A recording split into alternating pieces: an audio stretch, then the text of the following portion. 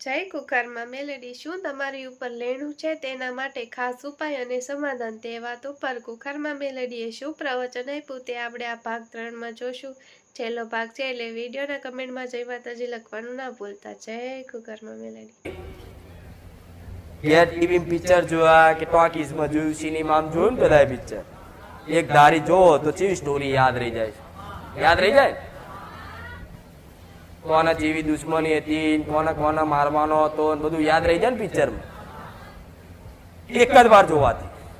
તો મારું પ્રવચન જેને એક જ વાર હોભરવાથી આખું મોઢે થઈ જાય ને એને સમજી લો મારા આશીર્વાદ કાયમ રહેશે। એક જ વાર મારા બોલવાથી નહીં હોભરવાથી એક જ વખતમાં આખું મોઢે એના મગજમાં થઈ ગયું તો સમજી લો તમે મારા કૃપા હેઠળ પહોંચી ગયા।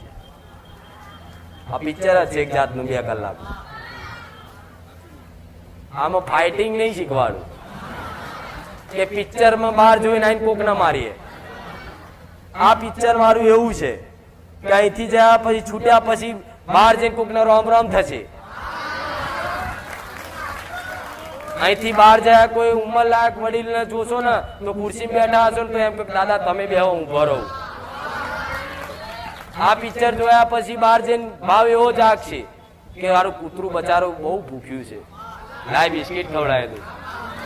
આ પિક્ચરમાં બેઠા પછી બહાર જઈને એવું થશે કે હારું ગાય બચારી આવી આપણા ઘરના આંગણે લાવો રોટલી ખવડાવું, થશે કે નહીં? હા તો આ જ છે। તમે કેવું પિક્ચર જુઓ તાર આંખ કાન નાક બુદ્ધિ બધું એક જ, બધી ઇન્દ્રિય એક જ જગ્યાએ કેન્દ્રિત થઈને મચ્છર બેઠું હોય ને તો વલુરી જુઓ, એવું ના કે મચ્છર કઈડે વલુરતા ખબર ના પડે મચ્છર કઈડીને જતું રહ્યું વલુરી દીધું આમ એટલે એક જ ધારી જોઈ રાખશે આખું પિક્ચર, બધું મગજમાં યાદ રહી જાય।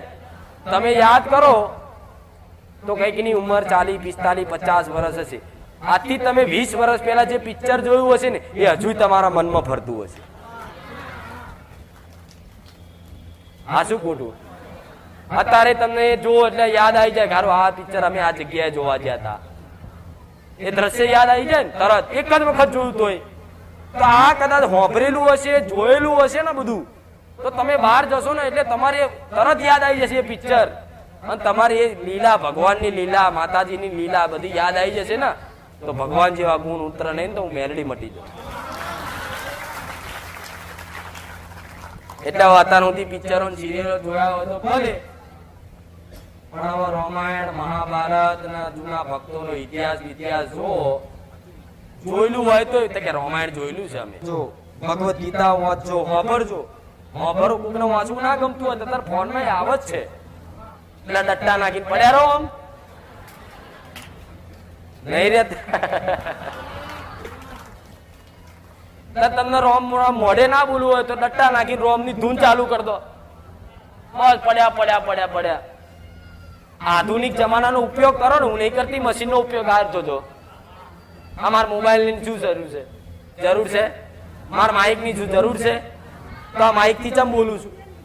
આધુનિક જમાનાના આ બધી વસ્તુઓનો પ્રયોગ કરું છું, કરવો પડે, પણ એનો તમે એના સાધન બનાવી દો। મોબાઈલ છે તમારો, એવું નહીં કોઈ મોબાઈલ મૂકી દો, મોબાઈલ ના સાધન બનાવી દો ભક્તિ કરવાનું। તમારા ફોનમાં ફોટો હોય તો સમજી લો રોમ નો ફોટો ઉપર વોલપેપર પર કઈક રાખસ, કઈક મારો રાખસ, મને નહીં ખબર,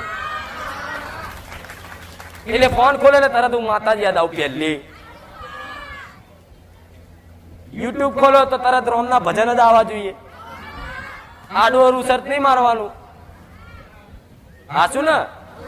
તમારા મોબાઈલ ઉપરથી તમારું ચરિત્ર ખબર પડી જાય, તમારા સ્ટેટસ ઉપરથી તમારું સ્ટેટસ નક્કી થઈ જાય। પ્રેમ ના મિલો તો કે ખબર પડે કે આ ચોક લપટેલા છે, ભગવાન નું મિલે તો ખબર પડે કે આ ભગવાન નો ભક્ત છે। એટલે આ બધું તમારા વિચારો ઉપર નિર્ભર છે।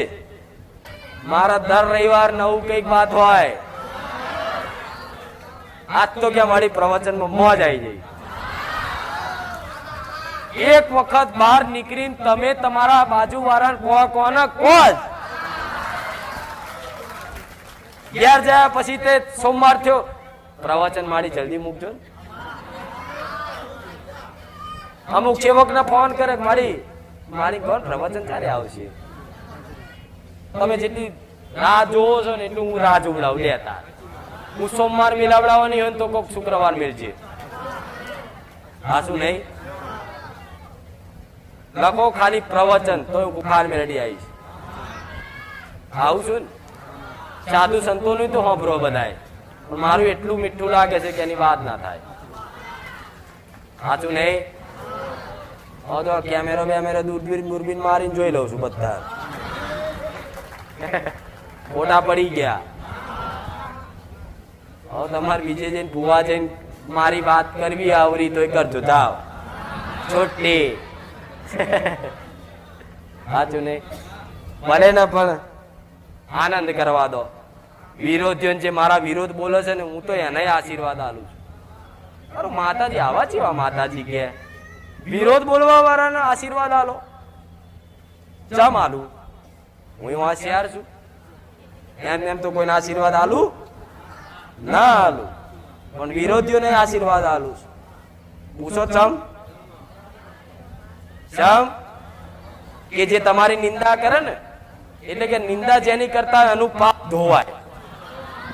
તો મારા દીકરાએ નાનપણમાં કીડી મારી હશે, મકોડો માર્યો હશે, કાચંડો માર્યો હશે, એ બધા પાપ ધોવાનું કામ કરે છે, તો મારા આશીર્વાદ આલવા કે નહીં? મારા દીકરાએ નાનપણમાં તો પાપ કર્યા જ હોય કઈક ને કઈક ચીણા. હા શું નહીં? ઘેરથી કદાચ 25 રૂપિયા ચોરી લીધા હોય કોઈક દાડો, નાના હોય એટલે બધું કર્યું જ હોય. આ બધા પાપ થયેલા તો પાપ કહેવાય ને કરમ.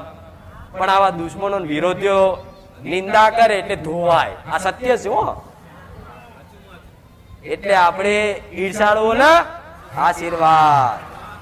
હું તો કહું મારા તો આલુ છું, પણ તમારા આલજો ફળશે. મારા તો ફળવાના, તમે આલજો હો, તમારા ફળશે.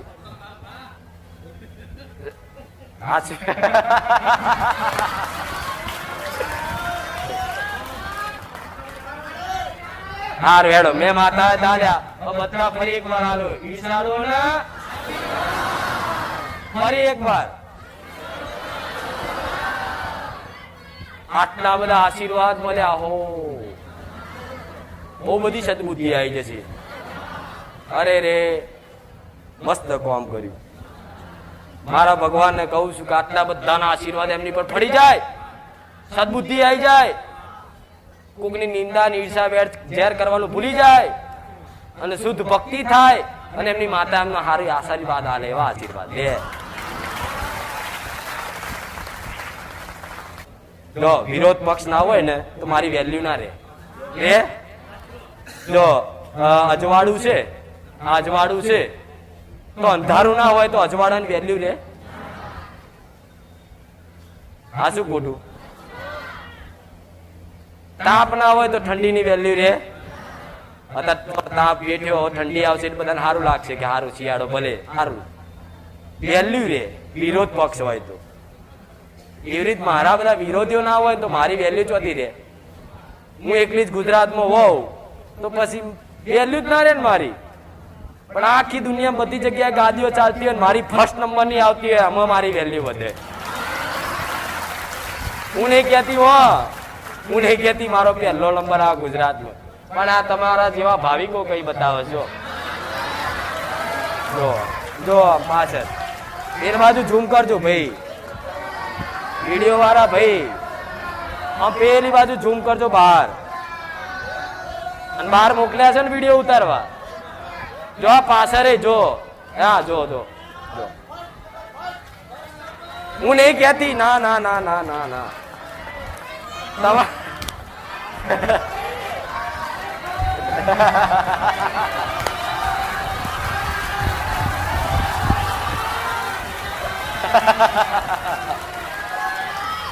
ભલે રામ કહું નહીં તમે મારા બહુ વખાણા કહું ભૂલી જઈશ, પાછી આમ બેઠીશું તો આમ થઈ જઈશ, આમ બેઠી પાછી આમ થઈ જઈશ. બહુ વખાણ નહીં કરવા હો. આ તો હું નહીં કહેતી કે ગુજરાતમાં અત્યારે સૌથી વધારે મારા ભક્તોના મારું સાનિધ્ય મોટું છે. હું નહીં કહેતી, તમારા જેવા ભાવિકો કઈ બતાવે છે.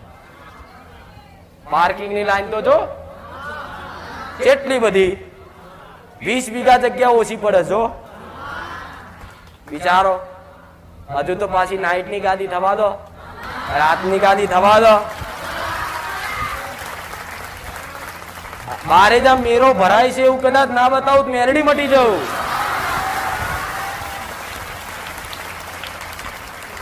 રાહ જોઈ રહ્યા, રાહ બીજી માં ગાદી થાય.